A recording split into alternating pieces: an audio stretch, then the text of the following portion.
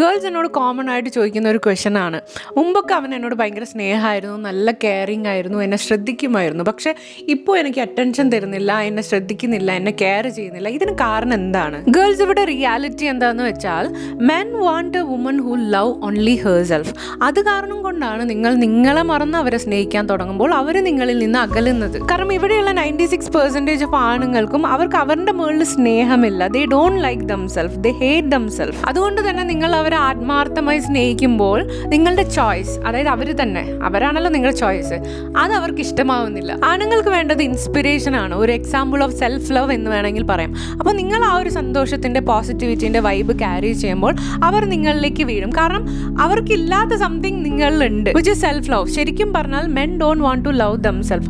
അവർക്ക് അതുള്ള self love ഉള്ള ഒരു പെണ്ണിനെ വന്നിട്ട് സെലിബ്രേറ്റ് ചെയ്യാനും വേർഷിപ്പ് ചെയ്യാനുമാണ് അവർ ആഗ്രഹിക്കുന്നത്.